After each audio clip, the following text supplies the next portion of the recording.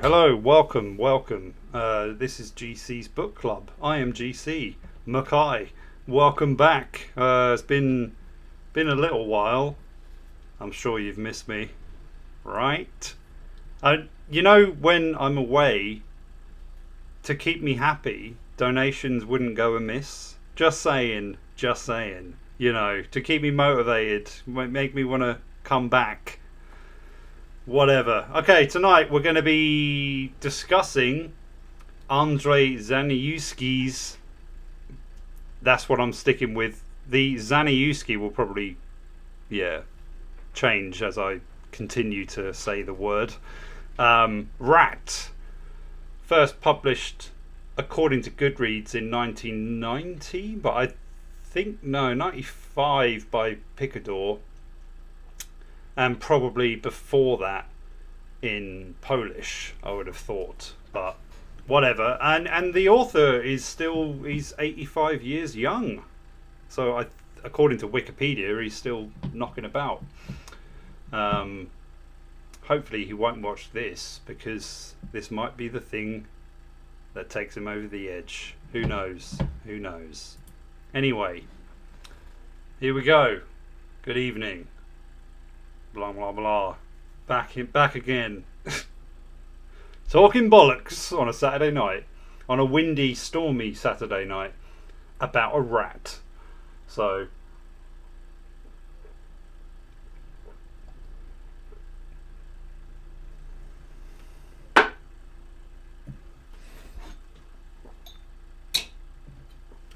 just a minute. Settle in. You know, have a drink. Spark up a smoke, and we'll get started on this. I mean, in all honesty, I don't think I've got that much to say about it, but I think I might say that quite often. Usually when it's a novel I'm not overall massively impressed with. I mean, okay, so I'll describe the synopsis. I mean, it's pretty much like it sounds on Goodreads. This novel leads the reader into the mind and universe of a rat, and in doing so, transforms one of nature's most despised animals into a creature representative of us all. I think that's a bit of a push overall. I'll give Zaniewski his credit when it comes to certain areas. His usage of second person I thought was very good. A little bit frequent at times, and maybe formulaic in terms of how he delivered it, because I found like quite often it would start in first and then suddenly you're in a stanza of second person. But yeah, as I said, to his credit, I thought he actually pulled that off quite well, and it did immerse me decently into the perspective of an anthropomorphized rat. But if I was to describe this, I mean, I think the only thing with that synopsis from Goodreads is that it kind of tells you everything without telling you anything. E.g., there is no plot, basically. Like, you are in the mind of a rat from birth right up until his demise. And during that exchange or that experience, you kind of just get the gist of what it would be like to be a rat if if rats think in languages um, which of course they don't. But yeah, I don't know. I'd give it its due in terms of, like, I think it's well delivered, and I do think it gives a good idea of what it would be like, or at least, like, you get a kind of simpatico relationship with the rodent in a sense, or at least you do get the chance to empathize with their plight of what kind of creature that they are. But if I was to be nitpicky about it, I would also say that, you know, it's like, well, how does it know what things are suddenly? It's like it's born blind, as they are, I imagine, naturally speaking. Quite a few animals are, especially four-legged ones. But you know, to be really nitpicky about it, it's like you kind of have to give it its, you know, due when you can overall, which I was all right with. I mean, I didn't have a problem with that overall, and I didn't have much of a problem with it having no plot. I just kind of felt like really the novel went on too long. For a short piece, it really milked the ending. And there's a point in it which I'll try and get to. So he's born, and he's blind, and he's just reacting to light and the sense of smell that he has. I think it gets comparisons to perfume mainly because of the, what's the word I'm looking for?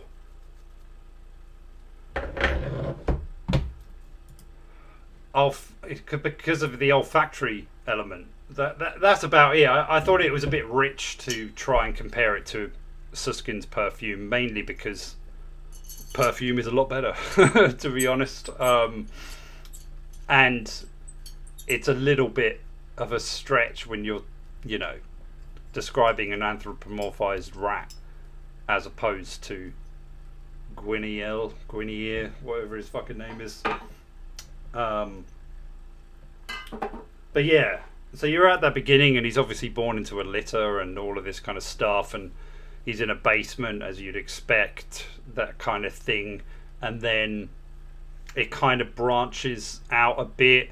It does use this trope, like the kind of wise old sage kind of thing. You see this in Count of Monte Cristo, you see it in Harry Potter, you know, there's innumerous novels, because it's a good trope to use when our rat finally gets out of his, you know, familial surroundings. Because I think one of the things I really liked was the brutality of it, and I think I'll talk more on that. But yeah, once he's kind of raised to be old enough, at least in the mother's eyes, the mother suddenly starts acting a lot more viciously towards him, and is basically saying, fuck off, because now you're old enough, you don't need me to survive, now you're on your own. And so he ventures out, and he finds this older rat that seems to know what he's doing, and that's when he kind of like starts to basically emulate this particular rat. And in a way, it is the Sorcerer's Apprentice kind of thing. He is, you know, this young up and coming kind of rat, and he's learning from one of the Mr. Miyagi of rats kind of thing. And I actually thought it was veering toward a kind of plot because of that. I was wrong in that assumption. And what it kind of does is it tries to, and sometimes successfully, depict what it would be like. And it does it in a kind of a stream of consciousness element. So, I mean, this rat dreams and stuff like that. Like, it has a very basic but also relatable grasp on, you know, its surroundings, its hunt for survival, its reproductive instinct, all of that kind of stuff. So it's got the kind of lizard brain type way of looking at the world. But there's a problem with that when it comes to a novel, because once he learns the tricks of the trade of being a rat, let's say, from the older one, he then goes off and I think he returns to the nest and fucks his mother. There was a lot of incest, which I wasn't that savvy to the way of the rat in that way. But it seemed pretty heavy on it, and I'm guessing from the author's foreword that was part of his research that he discovered. And he was like, oh, definitely got to mention the motherfucker, the motherfucking. And then after that, it's more like he basically turns into the rat that teaches him everything, and this one's kind of like a wanderer, an aimless wanderer, just trying to survive. We get a few dream sequences. We get a few, moments where it looks like it's going to turn into potentially a narrative or a plot-driven kind of thing. I kind of felt like it should have done that more, or at least like instead of only getting these 3-4 paragraphs of these incidents where he might encounter a human or a sparrow or a cat, or when he's on the boat, which at some point he needs to get out. And there is a kind of thing going on with humans, although I felt like it was only really used as a trope because there's a war going on at some point. So the fucking city he's running through is being bombed, and the people are therefore distracted and not really bothered about the presence of rats. So that kind of leaves him, his own freedom really to try and move around and not get eaten by whatever it might be, owls or whatever. But it kind of like, and it does definitely add to the kind of the danger, the sheer fear mode that a rat would be in most of its life. And even though it's more so because the city he's in is getting bombed, but it's also demonstrative of like it can't be around humans anyway. So weirdly enough, when there's a war going on, the rat is actually safer from humans because they're too busy trying to eat whatever they can find. The only danger they have from them is being eaten, which is I mean is a good point to make, but I thought Zaniewski was a little bit, he wasn't exactly subtle in what he was trying to demonstrate. Is like, see, we are all like the rat. It's just a bit like, we're in extreme circumstances for sure. Like we're all pretty basic in that, or base in that regard. But there's a point, I think, when it got onto the first ship and he travelled over to a new city. Really, that should have been the beginning of the end, and in a way it was, but what we really got was a rinse and repeat of what we'd already read when it came to the family, or the nest that he grew up in, the kind of teachings that he'd learned, the rutting of the rat, his instinct to do that, little things like that, and mostly the kind of dream-esque kind of quality to it, where there were moments where clearly he was just having nightmares about the situation he was in, and that kind of fed into this stream of consciousness where you couldn't really rely on what he was saying. Maybe he was trying to make a point about senility or sort of dementia even, perhaps, especially toward the end when it just seemed like, he didn't really know what the fuck was going on. He was just in one moment and then somehow survived it, then found himself in another when he's locked in a cage and he seems to be in some lab and things like that, but then he miraculously escapes. Then he gets mercy from a different human. He's drawn to music at one point. If this all sounds a bit like, all over the place, that's kind of how the novel read, I felt like, especially when it got to beyond the middle point, where it seemed to, ironically, as if it was a rat in a maze, it seemed to run out of ideas as to where it should have been going, because it didn't really veer in any particular direction. It just seemed to just keep wandering. I mean, in fairness, that is probably a good representation of what a rat's life is like, but it doesn't lend itself toward a particularly satisfying read, unless you cut it short, I felt, and it just went on You know, there was a good 30-40 pages where I was just like, I kind of can't wait until this rat fucking dies. And I thought it was coming when it loses its sight because it gets stabbed by some cruel group of human beings. But then they let it go, and then he's just still kind of wandering around fucking blind, as he, like when he was born, that kind of thing. And he's withering away, he's getting old, and it's like the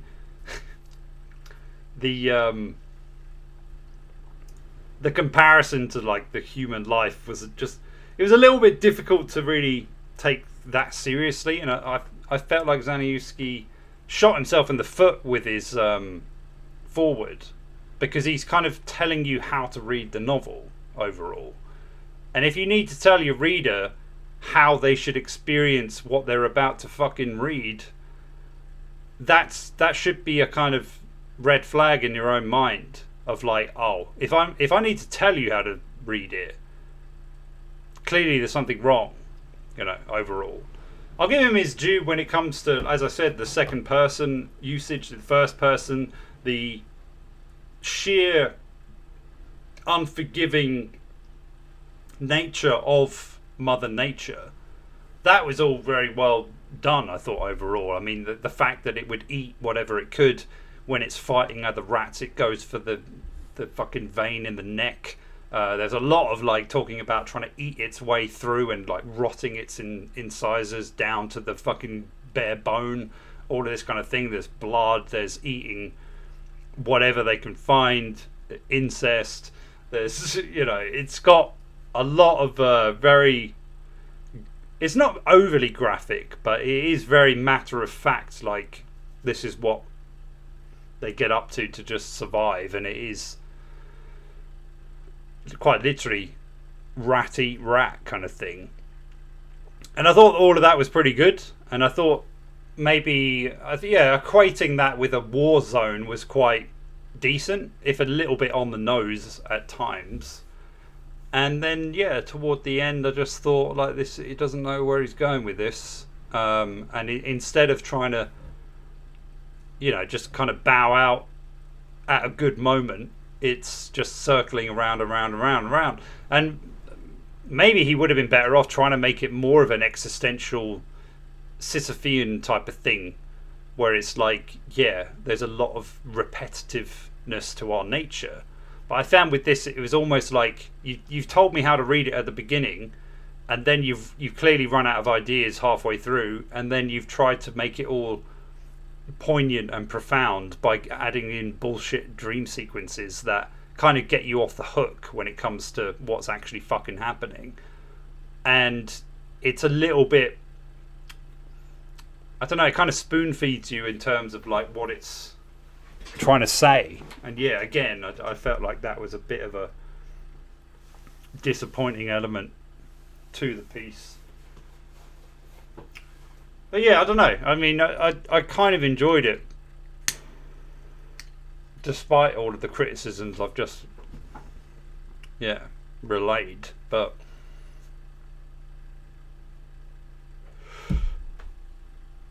I don't know. It's an interesting one because I appreciated the fact that he didn't go for a plot, and at the same time, my own human element was kind of yearning for one.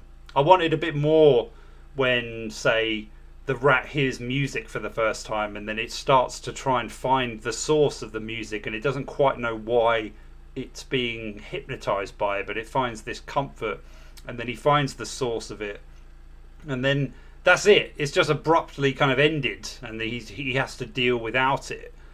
And it's a bit like, just extend it a bit more, you know. And there's another part where I think an old man who's withering away allows this rat to kind of enter, and he starts to feed it, and it's like it kind of builds this rapport between them, and then it's just like cut offs, you know. And it's a little bit disappointing in that regard. And the amount of times it was like going back to the port to get on the ship, avoiding the fucking seagulls and everything else that's trying to kill it, and then being on a boat and trying to make sure it's in the right kind of position in the hierarchy and all this kind of stuff. It was just a bit like, I was begging to get off the boat every time it got on a new one, I found it a bit grating, because no city seemed to divide or differentiate itself from another at all.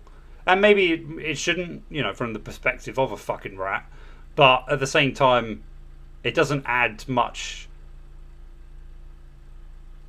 in a narrative sense, because it just feels like, okay, well, if the point you're trying to make is that everything's kind of similar, which would be fine, you've got to have something else that's keeping the story going. Like, I would have appreciated it a bit more if, say, the rat got injured at one point and it knew it needed to kind of rest, but at the same time it's still got to eat. Maybe it would actually try to create some sort of symbiotic relationship with either another species or a fellow rat, where it was actually doing, because the animals do this. Maybe it would have been a bit on the nose or on the button, or maybe asked or tried to be something it wasn't if it did that. But there were ways where I felt like I would have appreciated more of, say, 3 or 4 story-esque elements where it's the rat learning how to be a rat at the beginning. And obviously before that, when it's born and it doesn't know what the fuck's going on. But then after it actually becomes an adult rat, we needed something else to kind of keep our intrigue. It wasn't really enough to just know it was eating fucking feces or fish heads and all that kind of stuff. I mean, some of the way the fights between the rats was described, I really liked. And again, not to hark on about the second person, but I thought it was well done and very well executed. Maybe to a fault, actually, at some points, because it was a bit like I felt like I was seeing through the manipulation of it at times, which is my main beef with second person. It's difficult to pull off without knowing that it's the author trying to say, oh, imagine yourself in this situation, what would you do? You pick up on the scent of a blah blah blah blah blah. You want to go, but you don't know how. You look for clues. It's all a bit too interactive, actually. I think that's what I discovered or realised reading it. It's like one of those interactive novels where it's like putting you in the mindset and trying to make you the main character. And I'm a bit like, fuck off. I'm interacting with a piece when I'm reading it anyway, but I'm doing it from the distance of a reader. And maybe my issue with it is it kind of crosses a boundary where it's like almost in a way breaking a fourth wall, because it's kind of like it's telling me like, hey, come on in, you're the one in charge of this, and it's kind of appealing to an ego from a bad faith position, perhaps. I mean, that's when it's badly done, and I would argue against this when it comes to Zaniewski's effort. I think he does it pretty well, just a bit too much, like with the plotless plot. Like it just goes on too long overall.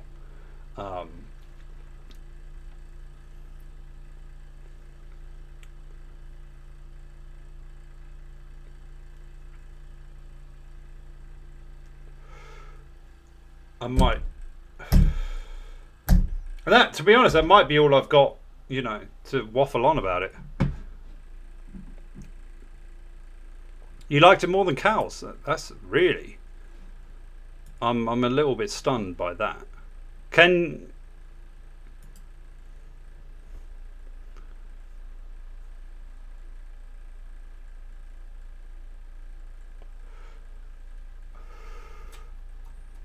I don't suppose you're Polish. Is this? I mean, I get why you'd mention cows from the animal perspective, but Cows is a very different novel. For one thing, the main character is a human being, and I think cows are clearly, a big part of it, but at the same time, we're in a kind of magical realism element with that novel, Whereas this one, it was actually very much based in reality, probably to its detriment overall, because I don't know. It's like what the author says. I'll right at the beginning. It says, "Dear reader, Rat is my first novel about animals, a novel devoted to exceptional and little-known creatures, since human knowledge of rodents has more to do with the methods of exterminating them than with understanding their behaviour, their psyche and emotions. At the same time, it is a novel full of sensation and mystery, because many tragedies, dramas, adventures take place around rats, burrows and nests. The exploits of Hercules, the tragedy of Oedipus, the wanderings of Odysseus, the despair of Niobe, the death of Antigone, okay. The fates of gods, titans and humans clash, interweave, connect, making us aware of what is great and important to our hearts. We don't want to remember it in our seemingly pure human worlds. Rats arouse revulsion and dread, fear of the diseases they sometimes transmit, and an almost superstitious terror at the power of their constantly growing teeth. The existence of the underground community of rats, their adaptability and constant struggle for survival, their mass wanderings and individual propensity for travelling, the instances of their unusual intelligence, the legends and stories I have listened to since childhood."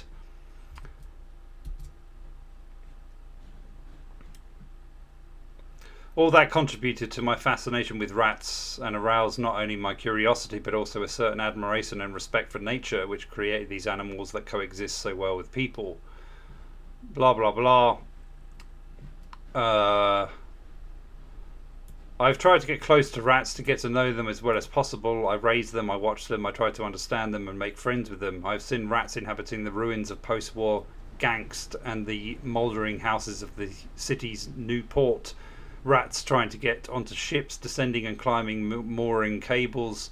I've watched rats in the alleys of Saigon, Istanbul, Berlin, Bucharest, Warsaw and many other cities. I've also collected all possible information and gossip about their life and habits. I've assumed that if I accept even the untrue elements of particular legends and tales, I will get to know not only rats but also people who have created those stories out of disgust or hatred, or conversely, out of admiration, friendship or faith. It's I find it an odd way to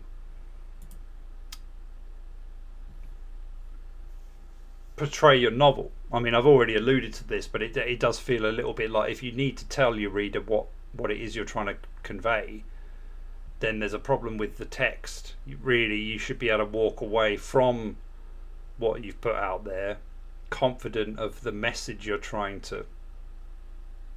Yeah. And it's also slightly disrespectful to the reader overall. I mean, I don't begrudge him doing it, but at the same time it's like, fuck off, let me read it. I'll read it and then I'll take my interpretation and go from there. I don't really need to be spoon-fed the answer and intention and themes and all of that kind of stuff. I really feel like it is almost like openly admitting, saying like, yeah, this is what I tried to do and I kind of got it right sometimes, but I've wanted to write this since I was a fucking 5-year-old, so fuck you if you don't get it.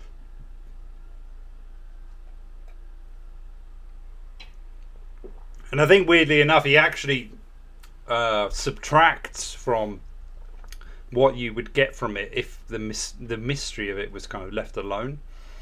Adding in that bullshit about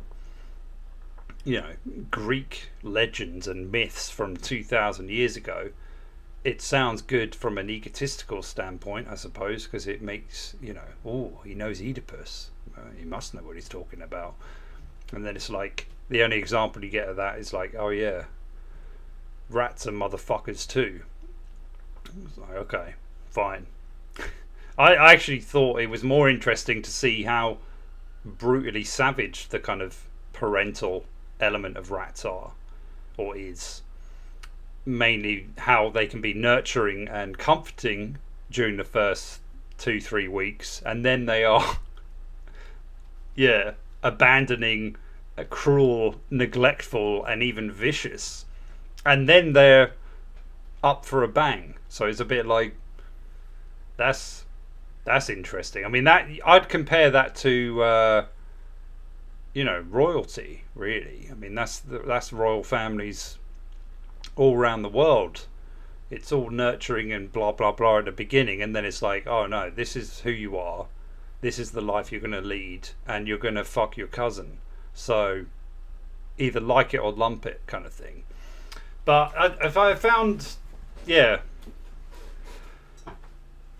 I found the constant kind of like, oh yeah, this is exactly what it's like to be human, a little bit too much overall, because it's like it's all good to do it. Fine, I don't have a problem with it. I find it interesting to read, but you can essentially do it with any animal. I don't care what type it is, whether it's a mammal or otherwise. Actually, you could. I'd say you could probably do it better with birds, actually, in some ways, because the nesting kind of thing, the way that they do nurture, and I think they're in some cases monogamous and things like that. But the point being is that you can kind of do it. It's like if you take an allegory or a theme or some sort of message that's in, say, a movie, but really you can kind of twist anything to support your argument overall. So it was a weird. I mean, I kind of wonder whether, if I was interviewing this author, I'd probably ask, like, how old were you when you wrote this? Because it does give off these vibes of somebody in their mid-20s, maybe even earlier, and somebody who clearly has quite an attachment to the project, because there's just this almost like a defensive standpoint from it, where it's like trying to circumvent any argument that you might have against it or criticism by going, well, yeah, you can say that, but this is what I was trying to convey, so you're just reading it the wrong way. And it's like, okay, fine. What am I supposed to, you can't really dive deeper into it, because he's already got an answer for every criticism that you might have, essentially.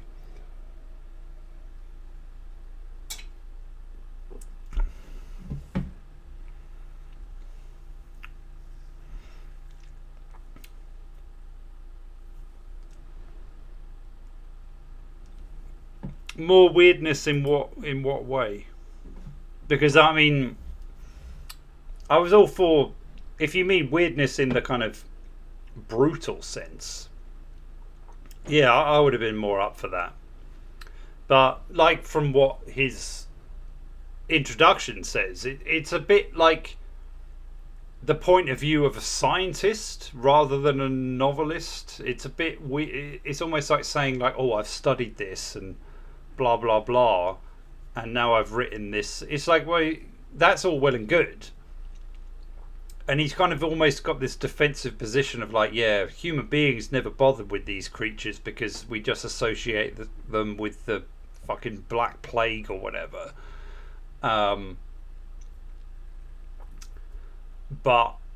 for one thing, I don't think that's true. I'm sure there's plenty of people. I mean, they've been using rats in experiments for decades, and their behaviour is quite often quoted, actually. And I don't think that is just in recent times. I mean, they use that whole I know one about, if you give a rat cocaine and it's alone in its cage, it will get hooked to it very quickly, to the point where it will ignore sustenance over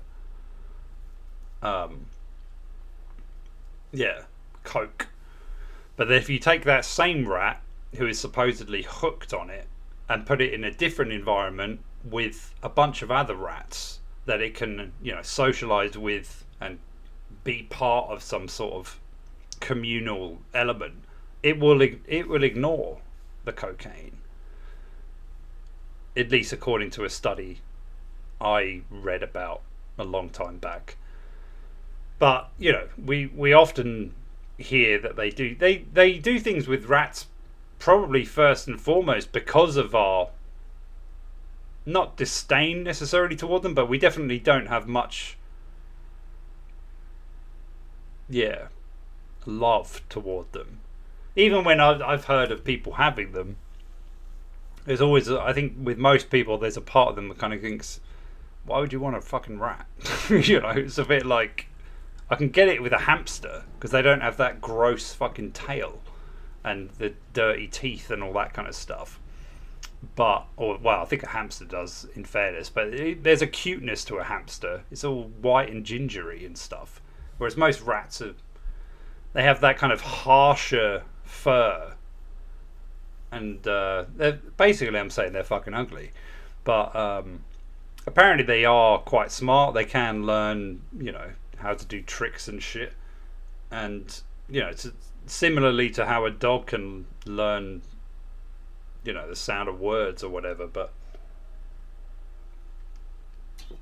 I found Zaniewski's introduction in that regard to be a little bit like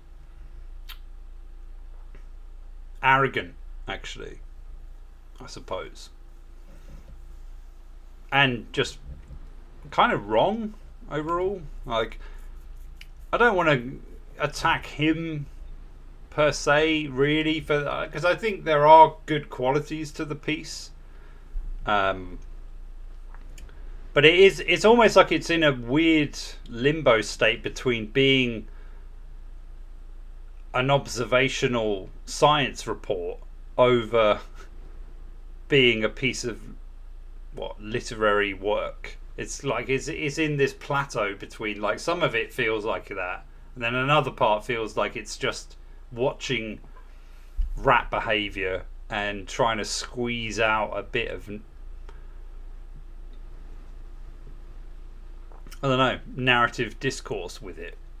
And it doesn't really ever decide which side of the seesaw it wants to stick with, you know. And in some ways that could be fine if it was shorter, but it's not. It goes on for too long. The dream sequences, they're not badly described, I don't think. They just get a bit boring for me, and like there were times where I was just like, oh, okay, he's having a bad dream again. Okay, let's just see see what happens next. And more often than not, that was the case. And then he's on another boat, or he's back in the home city, or he's not sure he's in the home city anymore.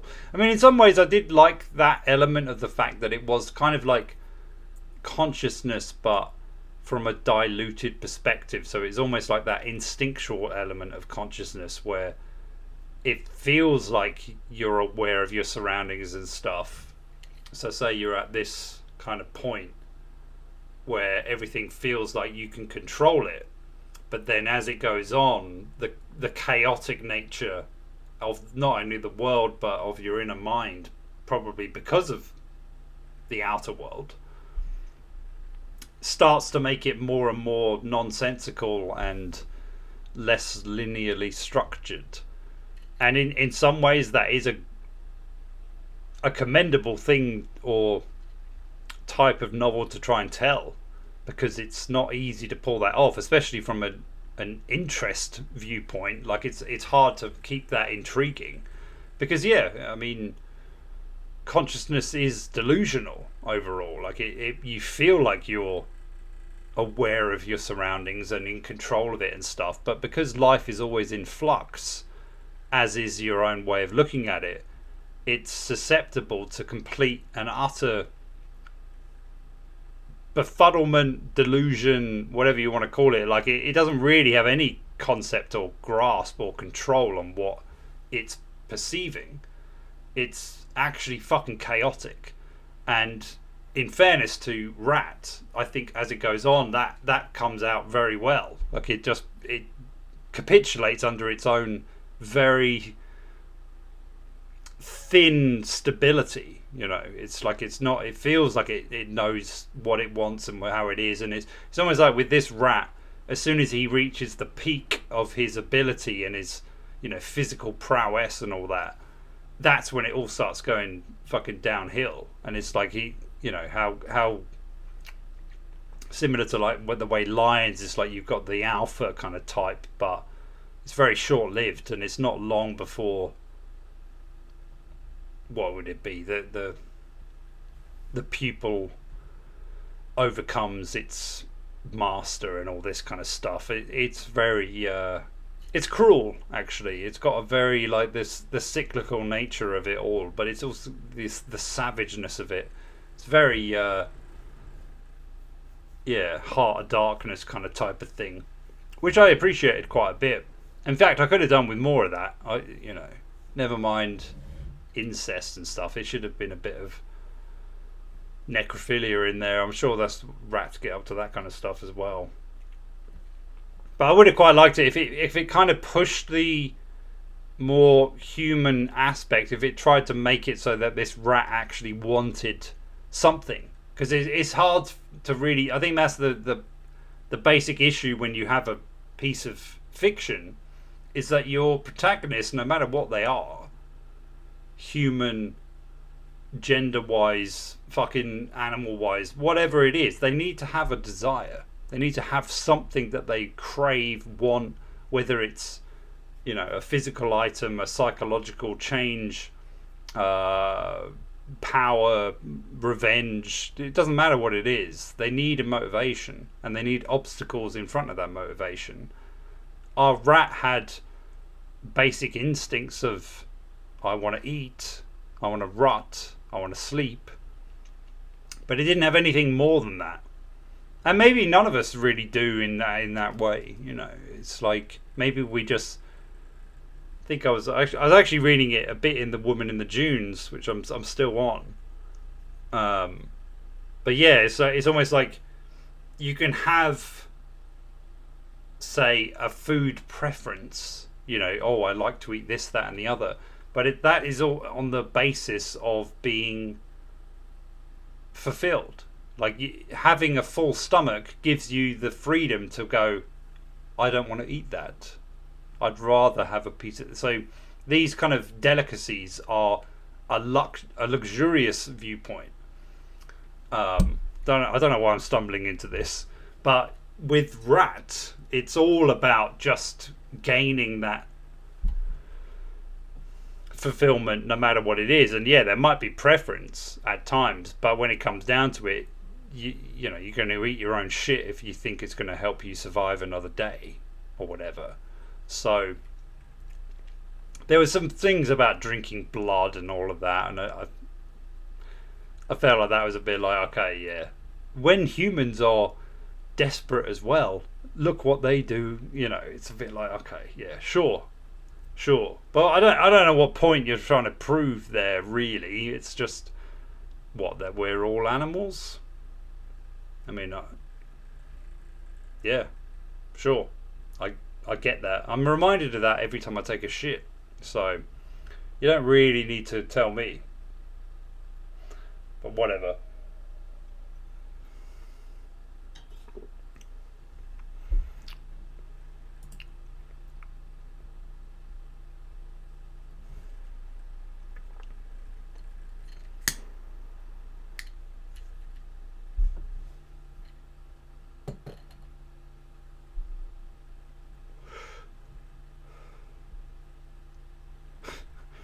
Well, on the Goodreads discussion, I'll have a look.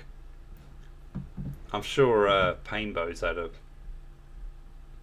I haven't rated it myself yet. I'd give it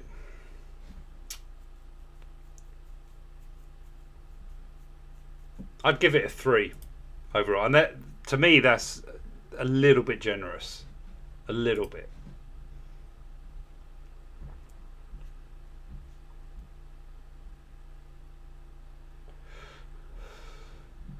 Oh, Painbow weren't happy. Oh, Marcus, five fucking stars. Okay.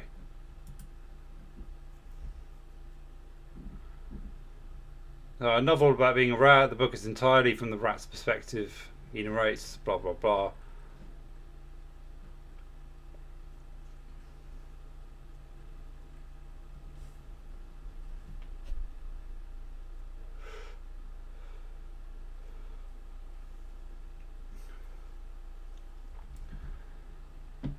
Consequently, this makes for a dry reading experience. So you're relying on the plot. Sadly, that doesn't exist either, because Zaniewski isn't telling a Disney story about a rat who goes on an adventure with a plucky squirrel called Dave. He's telling a real story of a real rat, which ultimately involves little more than eating, gnawing, fucking, fighting, surviving. Yeah, I mean, I think we've echoed the same sentiments pretty much.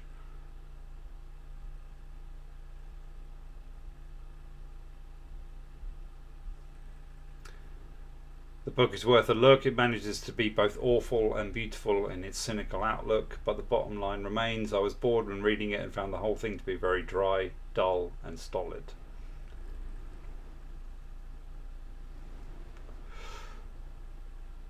I'd be interested to see why, or hear why. Sin, did you review this?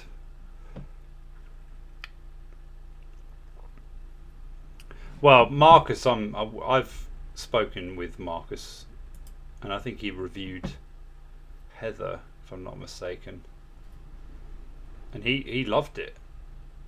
He rated this higher than fucking Heather.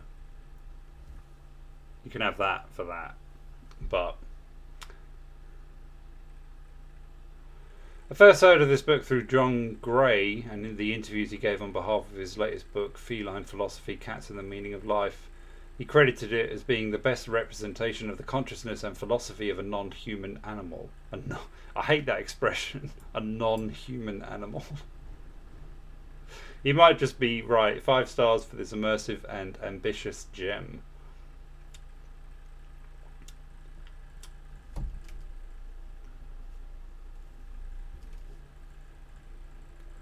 This one makes Watership Down look like Beatrice Potter. I don't agree, because there's the emotions involved in it are very base. You know, they're not anything above why you feel them, because there's a threat, so I feel fear. I'm hungry, so I'm scared of dying. Like everything really is about fear in it. Aside from maybe the want to reproduce, but I would argue that's an element of hunger anyway. But because if you eat to survive, you reproduce to survive, but in a, you know, not in your own way, but in a species way. And not to keep quoting The Woman in the Dunes, but the most interesting part of that novel I've found so far is when it does talk about these kind of philosophical elements, although I don't actually like how it's describing it. I think the wording is odd, to say the least, but there is something intriguing about how it depicts what it's going on about, or at least the idea itself. So it's like, yeah, you have this idea of your own individual needs and wants and desires, but really when it comes down to why you want it, it's not for you as an individual, it's for the species. That kind of thing. That's intriguing. Anthropomorphism necessarily runs amok, but this isn't a feel-good Disney narrative. It is a well-researched, largely amoral, they do mock the human traps, I suppose, universe, survival at all costs, truly read in both tooth and claw. The foreword is excellent, as the author challenges human arrogance and lays out his intentions to offer a voice to other animals. I mean, it's funny that I see it in the opposite way, actually.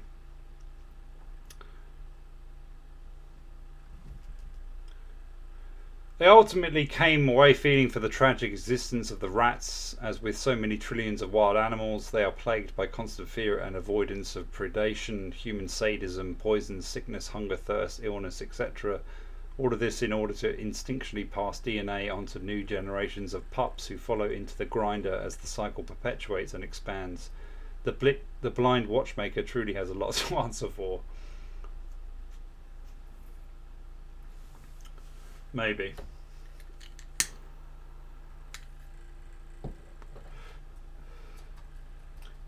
I mean, from an antenatal perspective, yeah, you probably love rat, actually.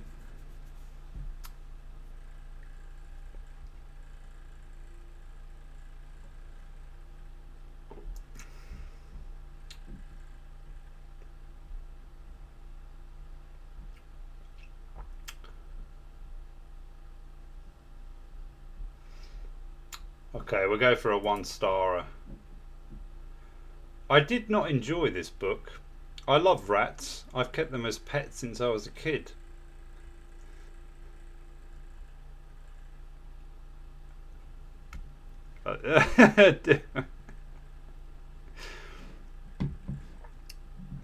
No, Marcus is...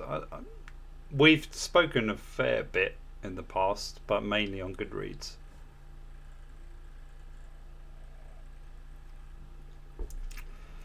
Yeah, I mean, no, this is the last time I mentioned The Woman in the Dunes, but I mean, that is also known as an existential type of piece.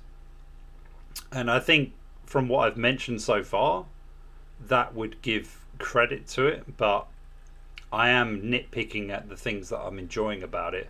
Overall, I'm finding a similar experience in terms of the repetitiveness of the narrative, but yeah, I'm probably going to do a review of that during the week, just as a catch up, get back in the flow kind of thing. Wednesday maybe. I don't know. I haven't looked at the football schedule yet, so I'll base it around that. But I'm to be a dick. This isn't a review. If the way you're reviewing stuff is just relating it to your own experience, that's an opinion. It's not a review. The rat narrator of this book and all the rats he encounters are mindlessly violent. The only fleeting affection we see is that of a mother for her new litter. In the foreword, the author claims to have studied rats, and yet he makes various false assumptions. That they can see long distances, that they can vomit, that members of the same colony will readily kill and eat each other in disputes over territory food. The only family groupings the narrator experiences are small nests, a mother, her young, her mate. But wild rats often live in large colonies with very elaborate social structures. Okay.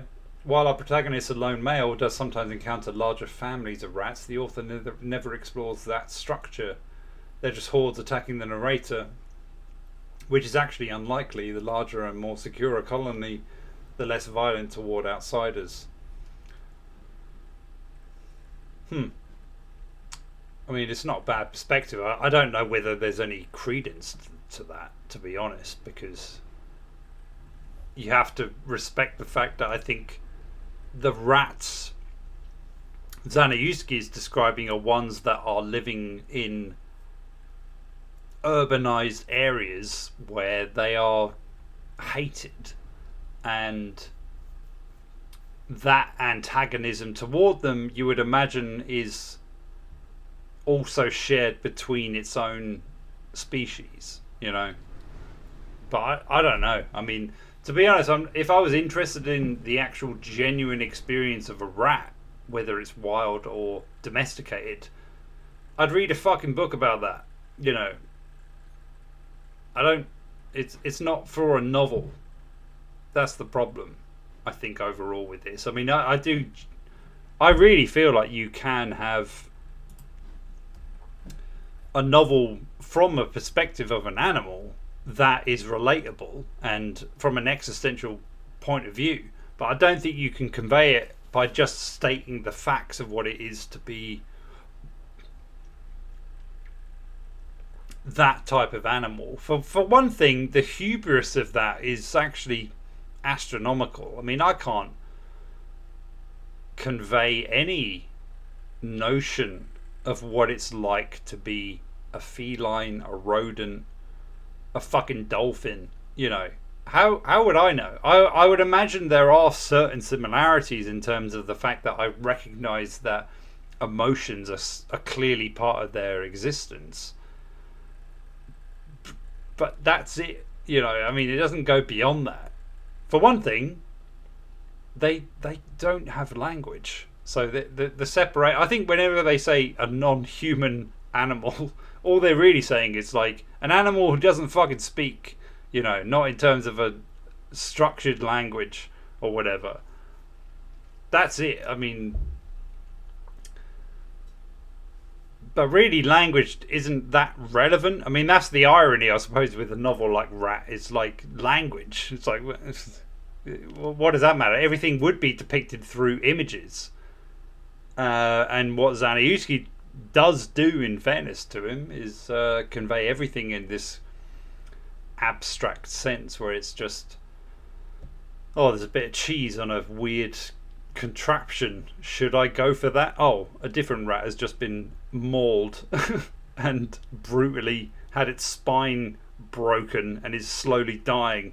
Maybe I should avoid those contraptions in the future. I'll make note of that. But really, it's lending a very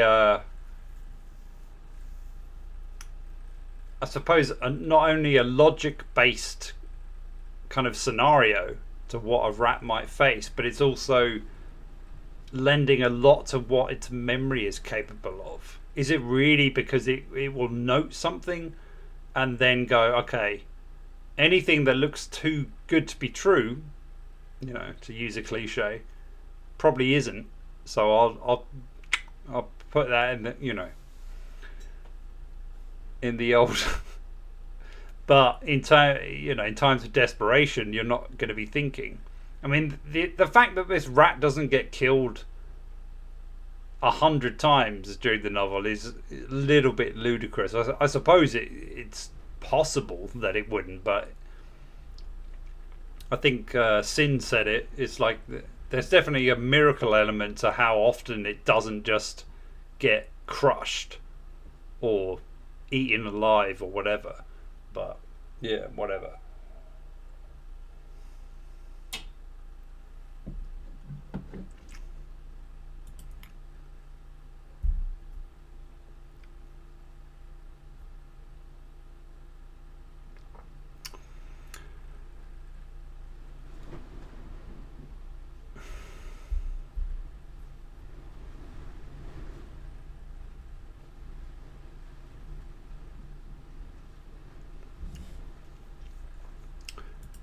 Oh, it's interesting that you read them. Yeah, the Sisters Brothers is actually fucking great. I think what I admire about that novel is that it has these kind of things going on within it, but yet it's concise. It's very quick. Like, did you find? I found that so addictive to read because you just a few pages, but it's just like, ooh.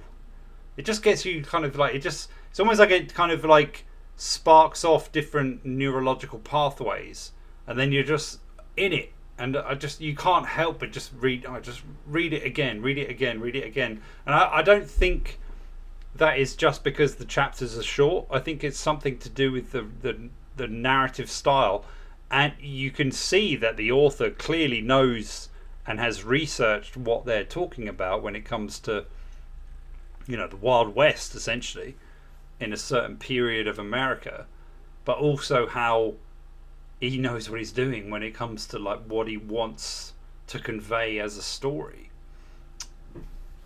Yeah, it's exemplary, actually. I'd be tempted to say we should read it for the book club, but what I might risk is saying we should read some Patrick DeWitt, maybe his latest novel, actually. Maybe for the next book, just to see what else he might do, because I was kind of amazed by he was the fucking author of this. Like I was, after reading the Sisters Brothers, I don't know, I just found it intriguing to see that. But yeah, great read. But I will be doing The Woman in the Dunes first. But I think I will have a fair amount to say about it. But overall, I feel a little bit disappointed by it so far. And in fairness to Kobo Abe, I think it might be a translation issue. But then that's the only thing I can really, give it. With Rat, I don't think it's a translation issue at all. I think that's arguably that's made it a better read than it is. Hard to say, but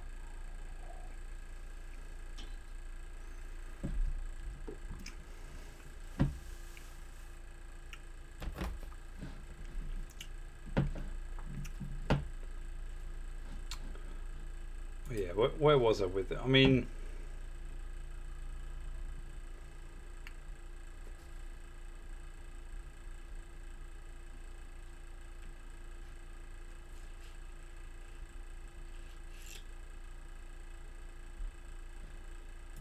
see these comments.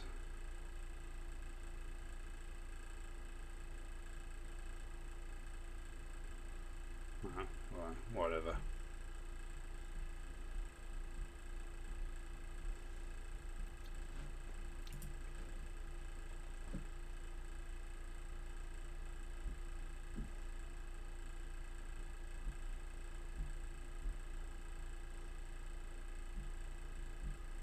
Yeah, I mean, I think that's it for this one, really. I mean, there's for closing thoughts. For a book that came out in what 20 years ago, it hardly has the reputation that it tries to make you think it does. It's got, less than 500 ratings on Goodreads. So it's one of those obscure ones that I had more hope for than was delivered in the end. And that's fine, it happens. You've got to take your chances sometimes, but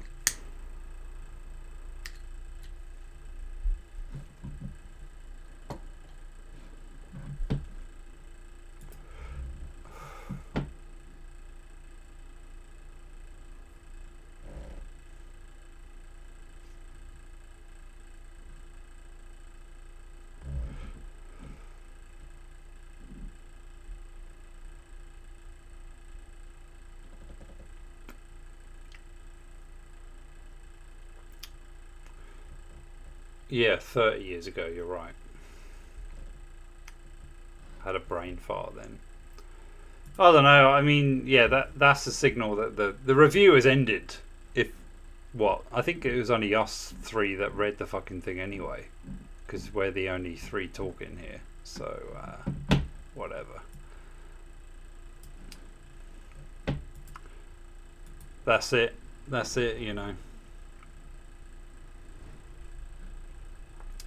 And we are nearing the end of the year, so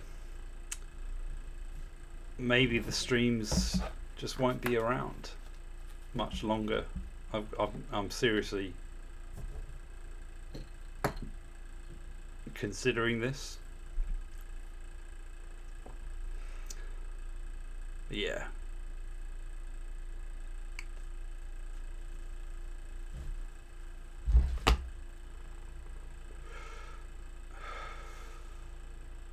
Let me have a look at Patrick DeWitt. See what he's been up to.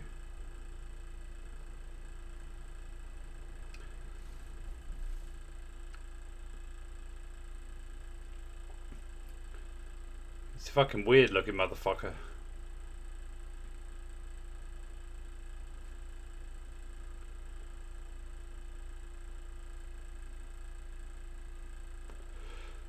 I believe his most recent piece must have been The Librarianist,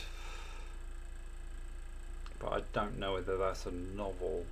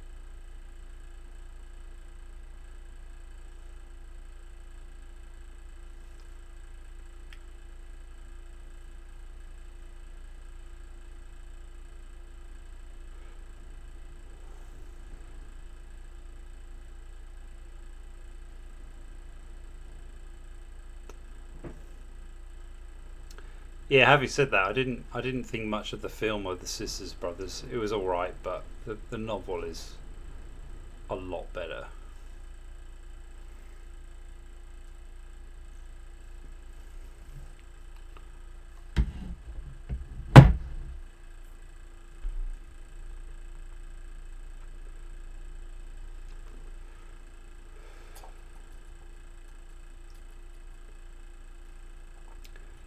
Yeah, but I mean, I reviewed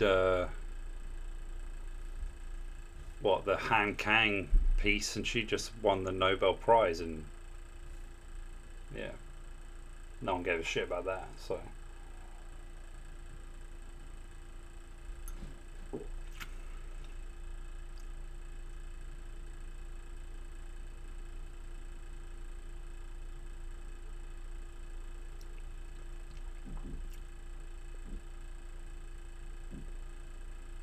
we could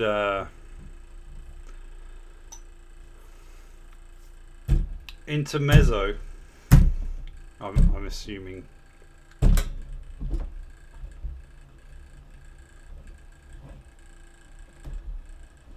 Yeah, I mean, I'd be alright with. I haven't actually read any Sally Rooney, so we could go for that next if you want.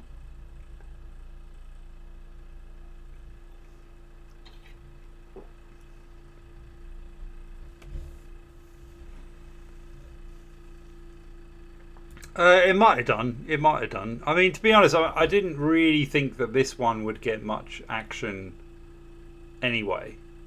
Not only is it quite an obscure piece, but it's not a particularly good one either. It's fine. It's all right if you are part of a book club. You know, it's a relatively easy read, as is The Woman in the Dunes. But I don't see them bringing in an audience. If I was to really focus on bringing in a fucking audience, I'd read Colleen Hoover or what's her name, Sarah K. Maas or some shit. Like, you know, that's the stuff that's actually doing the rounds on TikTok or Instagram or whatever. But we're gonna hate reading that overall. I mean, I think we know instinctually that it's going to be pretty shit. So, you know, what's the point in doing that? I mean, the only reason, yeah, it might bring in an audience for a stream or whatever, but it's not going to be any benefit in the future because I'm going to say it's a piece of shit. that's going to annoy the new people who come in because they're all gushing over it, and therefore it would, I might get a few more hits just because it's like a buzzword novel. But when I say this is bollocks, all of that, they're going to just look at me and think, oh, it's a white man annoyed. And basically say patriarchy and move on and look for somebody like I don't even know, but they'll just look for somebody who's going to tell them what they already think, basically. I try to do these things from a narrative perspective, and I think I've been a bit harsh maybe on Zaniewski here, but I've just looked at it from what I see it from a narrative perspective. I still think one of the ones that did fine was I Who Have Never Known Men, and I think that was a nice surprise. You're not going to find novels like that very often, and I'm glad that is doing the rounds with female audiences, because it's actually good, whereas the ones that we've read thus far with Eileen and The Vegetarian, I think they're fine, but they're not great. They're not very good overall. They're kind of, they're acceptable pieces that have got a lot more praise than they deserve of having. And I think maybe we are in an era, like you could say this about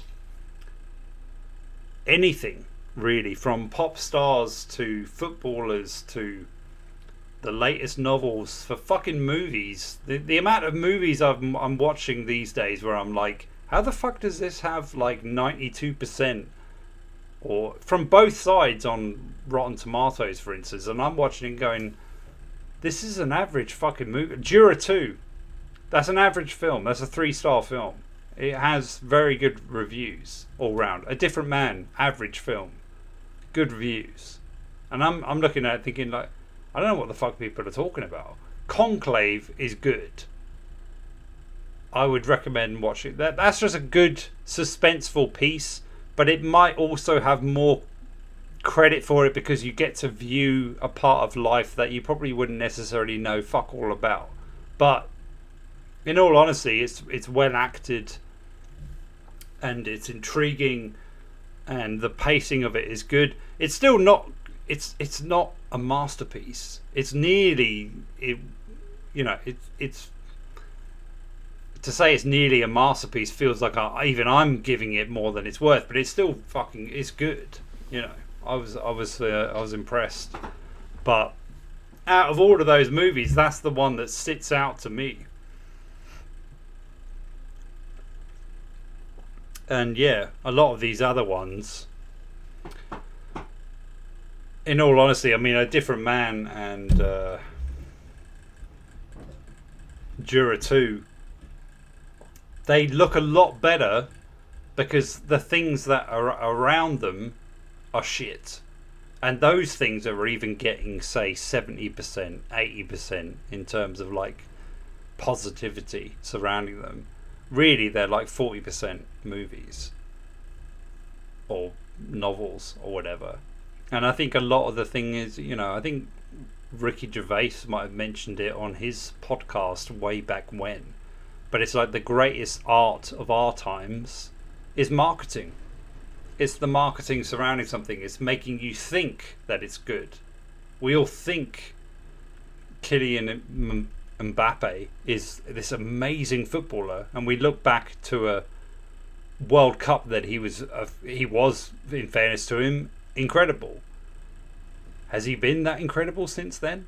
Is Han Kang really an amazing novelist, or is it just because you give her a badge, shake her hand and tell her she's great, and then because people are sheep they all just go behind it, and because we're in a time where men and women are more divided than ever on a on a sociological scale, women will back it just because it's a woman, and especially because it's an Asian, an underrepresented woman, or whatever you want to call it nowadays. When in actuality, white men are the underrepresented people when it comes to books and the publishing industry, and yet the whole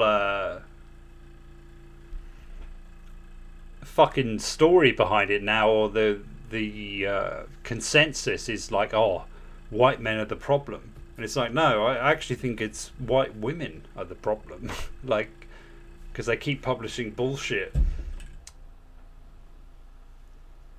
and they're basically fluffering novels that don't really deserve it. You know, Eileen was crap. It was bad. It was a poor novel. Maybe you could say the same of some early Bret Easton Ellis novels. I don't know, but maybe that's all it ever is. It's just sly marketing, or maybe sly marketing is very good marketing. I don't know. But it's a pretty depressing place to be in, where you just kind of think, do we really even know what a really good fucking movie or book is anymore? I don't think we do, because I haven't seen one for a long time, and even when I do,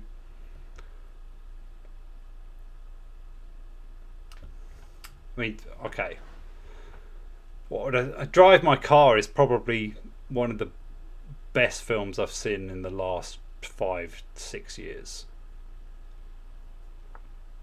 And it did get praise to its, in fairness, but it didn't get praise like the Parasite did, or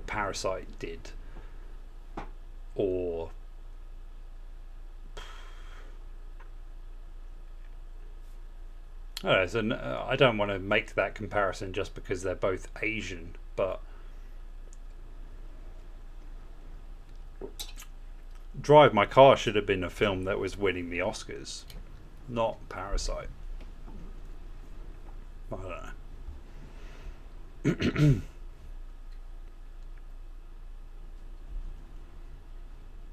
Yeah, well, there you go.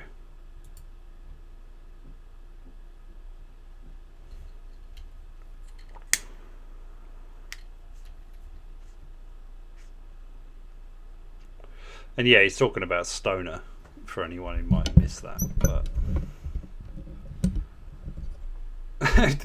a mediocre, boring white man. So you can't even be like a normal white dude. That's like if you read I Who Have Never Known Men, but say it was I Who Have Never Known Women. And you're just like, who is this boring, fucking infantile, entitled prick who doesn't even know who women are, yet he's still getting bonus?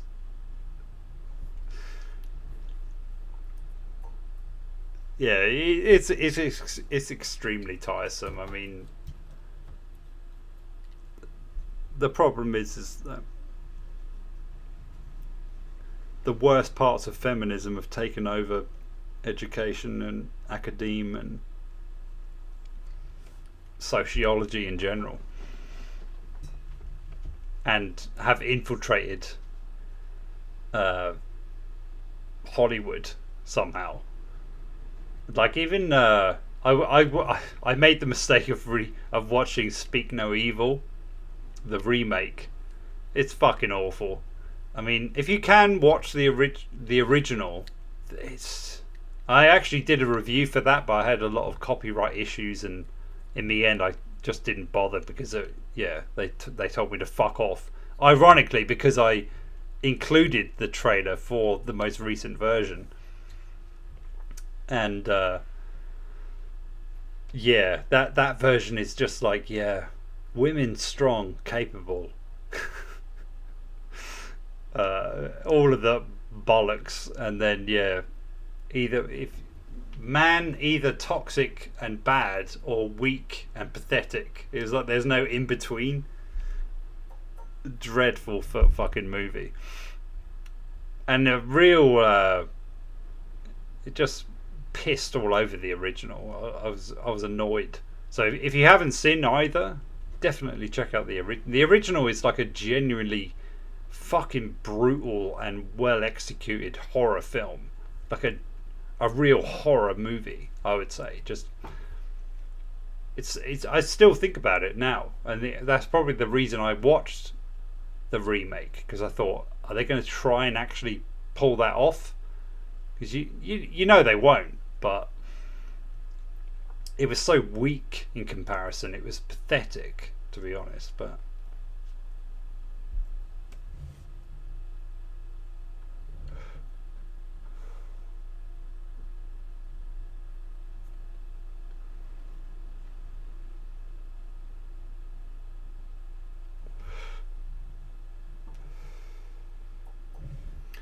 Decision to Leave was a little bit overrated, I would say. I thought it was good. It wasn't that good, but that's kind of my point, though. Overall, it's like the things that get a lot of praise. More often than not, it's almost like there's no criteria for judgment. There's no objectivity, I suppose you would say. Yeah, it's getting harder to even say, like, oh yeah, you should check that out, because it's like, I find myself saying you should check it out because there's elements of it that are good, and it's like, but that doesn't mean it's worth it, really. It means it had potential, but it fucked up and left you wanting more, because you could feel some sort of political agenda in it that got forced into it by producers or the current environment in the social respect or whatever it might be. And it's just like, the fuck, you know.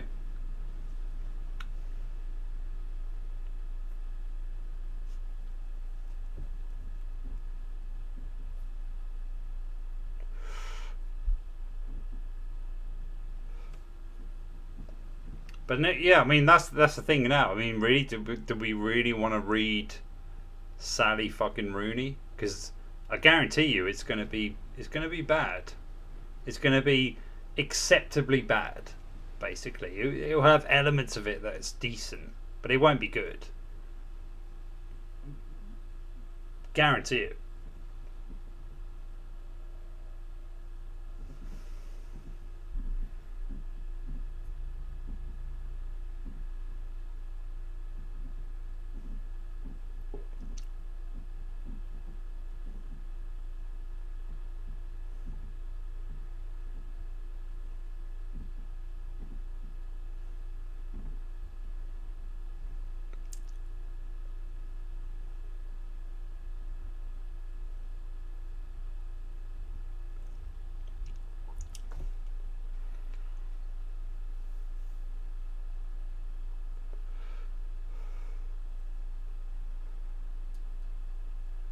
Well, yeah, I mean, I'll hold up my hand and say Drive My Car is very good if you're familiar not only with Murakami books, but I would say with Chekhov and theatre. And obviously, from my own history, I have knowledge of that. So, yeah, I feel smart because I fucking know what they're talking about in a very abstract way. But I do feel like it genuinely is quite a moving film, which I can't say of a lot of shit that I'm seeing these days. Conclave, I would, yeah, maybe, I think I was a little bit harsh. I think it's a good fucking movie, and one that I think I'd rewatch, but maybe only once.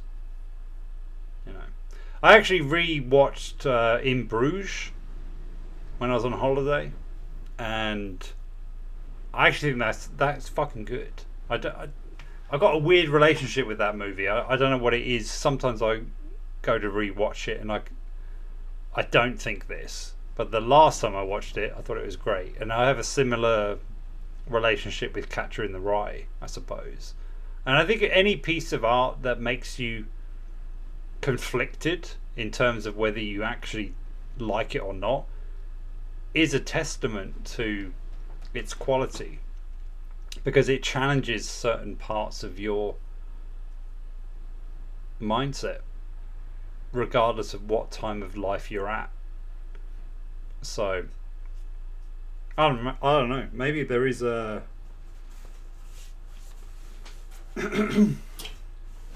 something to be said about the whole you either love it or hate it,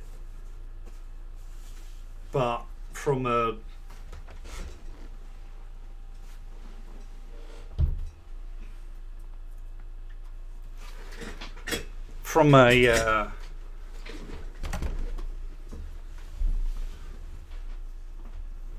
longer time span, I suppose. If it can still provoke you in certain ways, it's definitely done something in terms of capturing what era or what idea it was trying to convey, and that's why it works, because it's almost pinballing different ideas and perspectives and notions. I mean, there is something to be said that all great art will actually piss people off at the beginning because it challenges a viewpoint, which is why the things that get a lot of credit now are shit, because they are just gilding the lily. It's jerking off the propagandized viewpoint. Why a lot of these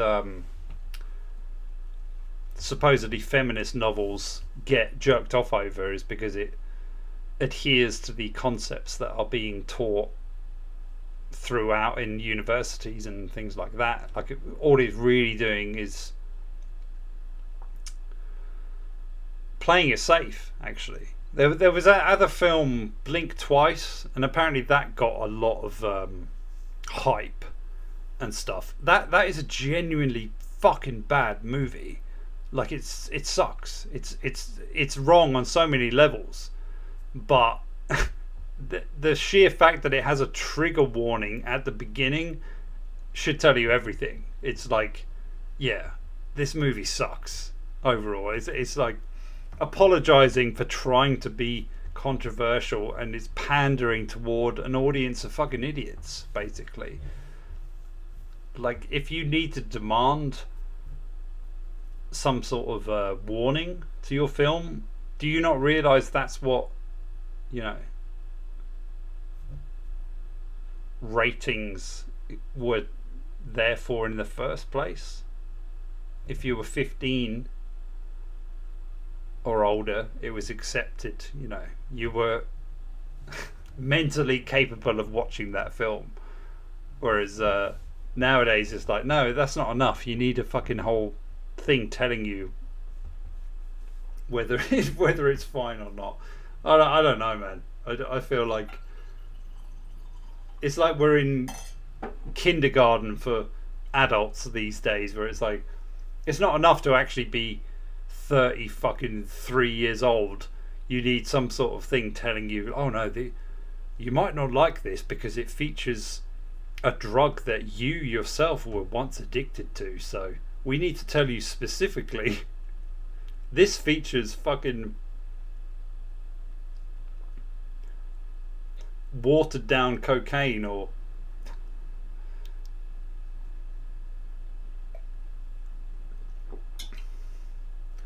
a sexual fetish that you may or may not have or have had.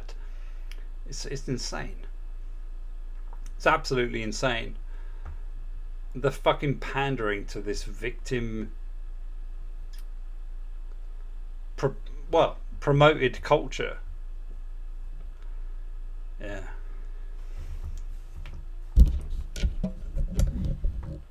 But this will also come to an end,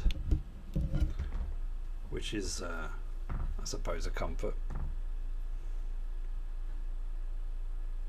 Past life, that's actually one that I haven't done with yet, but since you guys do mention it, I'll give it a go. I'm not convinced looking at it, but yeah, why not?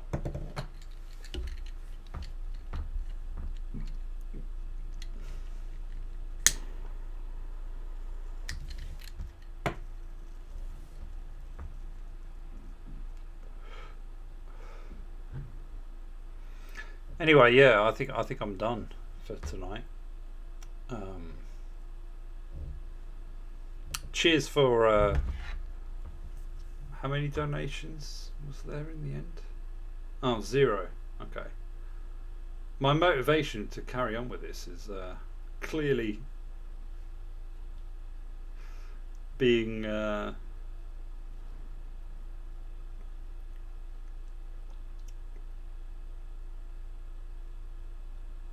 it's like I'm not really, I'm not a conspiratorial or superstitious person really, but got to read between the lines at some point.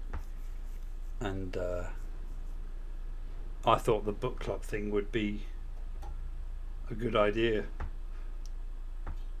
And I'm once again being proven wrong. So I think maybe I should just die.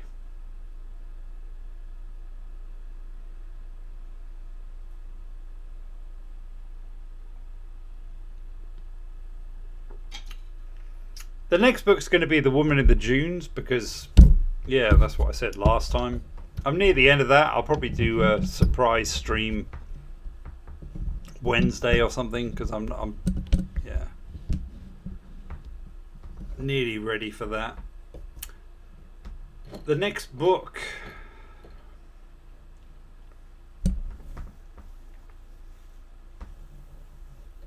let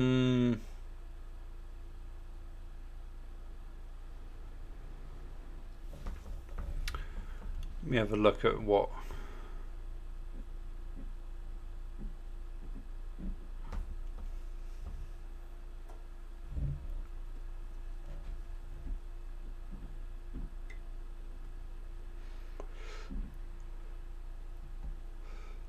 I mean that the main reason I'm anti fucking Sally Rooney is just because I feel like it's going to be bollocks. The Temple of the Golden Pavilion, I would do that if I hadn't just done I think Patrick DeWitt. Yeah, let's do The Librarian. Is it called that? Maybe not that one. I might actually save one earlier because I wasn't. The Librarianist was the most recent.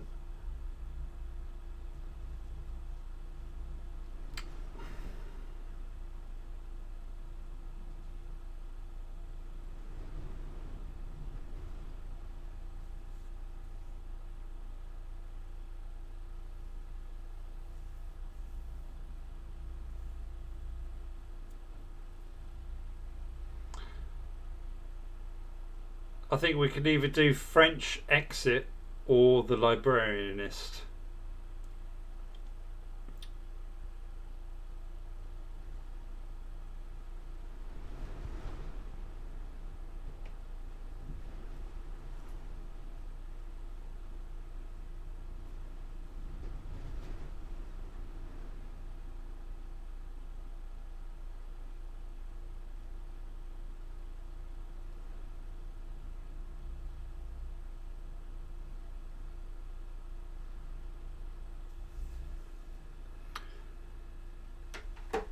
Yeah, I'll go with Painbow. Let's do Librarianist. Unless you were just correcting me. I'm not sure.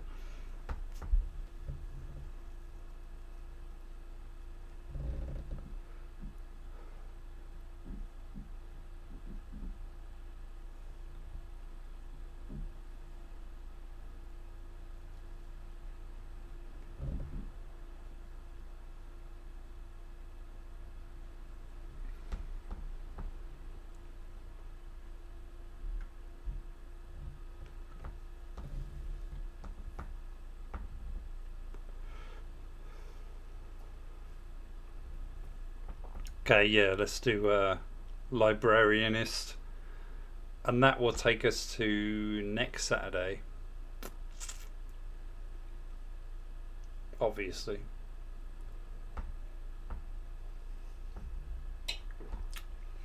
Yeah, I'll continue with this until the new year. And then maybe call it quits. No, The Woman in the Dunes will be midweek, Wednesday. I'm sure I said that a few times, but yeah, just to reiterate.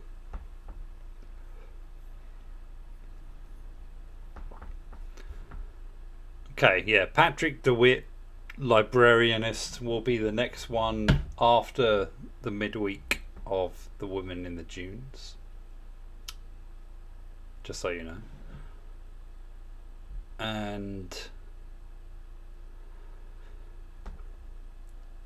well, we can decide what the next one will be after that at the time. I'm thinking maybe we're just, because I think the next one will obviously be what, the 21st. So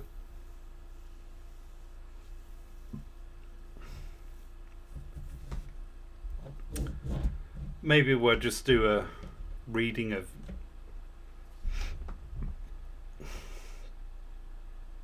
fucking Dickens or something and have a Christmas piss up. And then one more before the new year.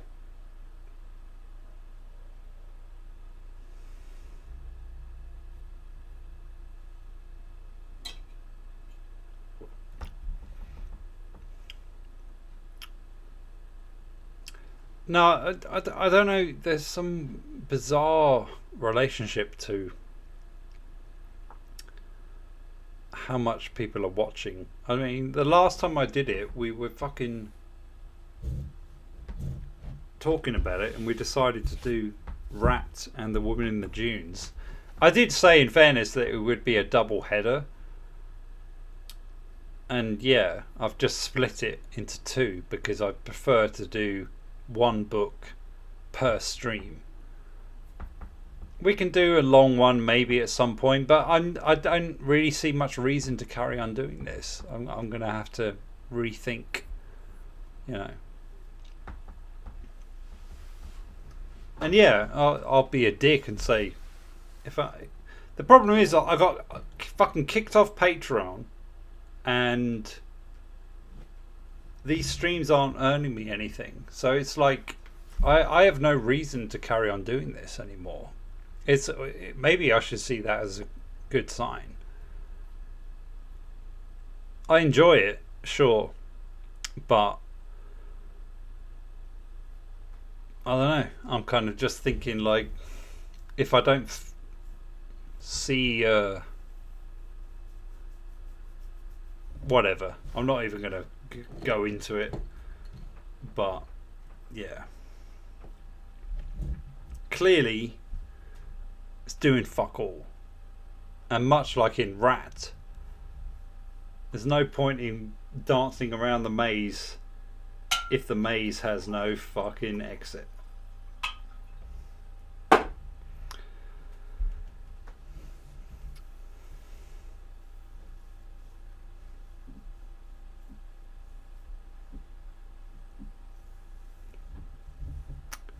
See you soon, you wankers. I'll see you on Wednesday. Read The Woman in the Dunes. I'm nearly done with it. I have to admit, I mean, to be honest, I don't actually recommend it that much, but it's not bad.